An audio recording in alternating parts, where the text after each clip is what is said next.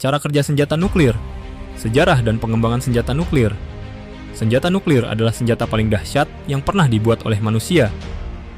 Senjata nuklir merupakan alat perang yang sangat kuat dan hingga kini hanya dimiliki oleh beberapa negara. Pada periode Perang Dingin, Amerika Serikat dan Uni Soviet berlomba-lomba mengembangkan senjata ini dengan jumlah yang sangat besar. Selama Perang Dingin, Amerika Serikat diperkirakan telah memproduksi sekitar 70.000 senjata nuklir, dengan 31.000 diantaranya dalam keadaan siap pakai. Sementara itu, Uni Soviet memiliki sekitar 55.000 hingga 45.000 senjata yang dapat segera diluncurkan. Gabungan jumlah hulu ledak nuklir kedua negara tersebut jika digunakan semuanya dapat memusnahkan kehidupan di bumi. Komposisi dan prinsip kerja senjata nuklir. Senjata nuklir menggunakan reaksi nuklir yang berasal dari inti atom. Senjata nuklir bekerja dengan memanfaatkan reaksi nuklir yang terbagi dalam dua jenis: fisi, pemecahan inti atom, dan fusi, penggabungan inti atom. Reaksi fisi yang umum digunakan dalam senjata nuklir, menghasilkan energi besar dan dapat menimbulkan ledakan. Inti atom terdiri dari proton dan neutron. Proton memiliki muatan positif, sedangkan neutron bersifat netral.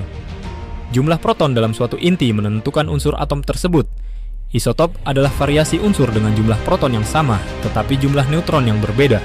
Contohnya adalah isotop hidrogen yang dapat memiliki 0, 1, atau 2 neutron, energi yang dihasilkan dari reaksi nuklir.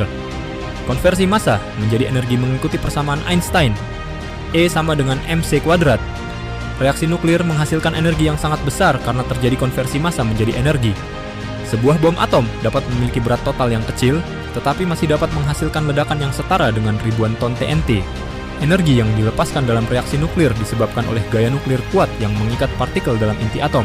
Ketika terjadi pemecahan atau penggabungan, gaya ini dilepaskan, menghasilkan energi besar sebagai hasilnya. Proses pembuatan senjata nuklir berbasis uranium. Uranium-235 yang ditembak dengan neutron dapat menghasilkan reaksi fisi yang sangat tidak stabil. Untuk membuat senjata nuklir, salah satu bahan yang umum digunakan adalah uranium, khususnya isotop uranium-235.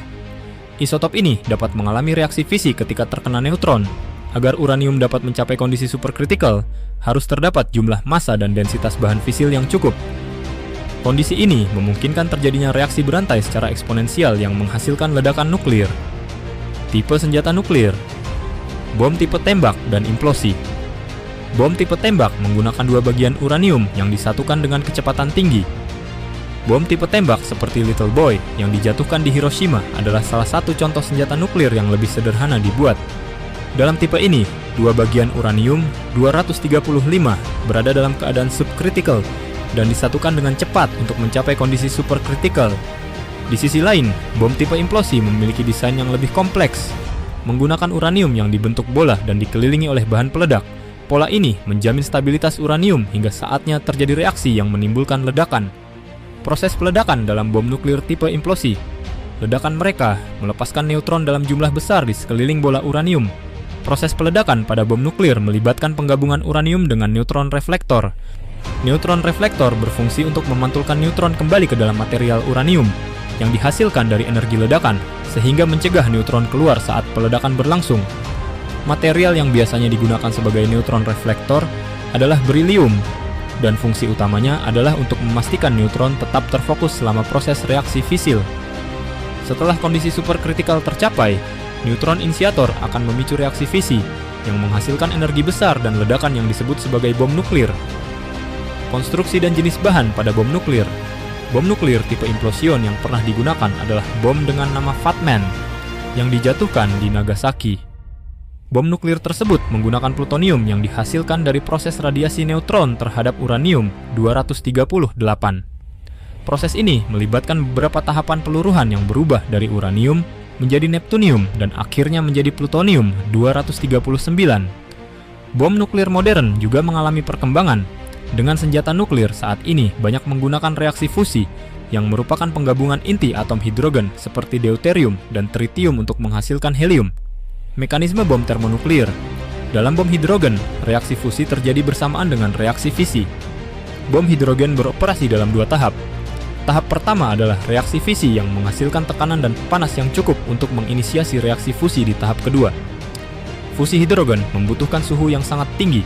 Dan dalam kondisi tertentu, reaksi ini sama dengan yang ada di inti matahari, membuat bom hidrogen dikenal dengan sebutan bom termonuklir. Ledakan yang dihasilkan dari reaksi fusi jauh lebih besar daripada dari reaksi fisi dan memerlukan bahan peledak dengan energi lebih dari sekedar ledakan konvensional. Reaksi dan performa pada ledakan nuklir. Proses ledakan berlangsung dalam waktu yang sangat singkat, yaitu dalam 600 miliar detik. Semua proses yang terjadi dalam ledakan bom termonuklir berlangsung sangat cepat, dengan waktu yang jauh lebih cepat dari mengedipkan mata. Ini menunjukkan kompleksitas dari reaksi nuklir yang terjadi dalam waktu singkat. Selain senjata nuklir yang ada saat ini, masih ada penelitian tentang jenis senjata lain, termasuk bom neutron yang mampu menghasilkan radiasi besar tanpa merusak infrastruktur fisik, tetapi dapat berbahaya bagi makhluk hidup. Sementara itu, sejumlah negara masih mengembangkan senjata nuklir, dengan 6 negara diketahui memiliki senjata tersebut dan siap meluncurkannya.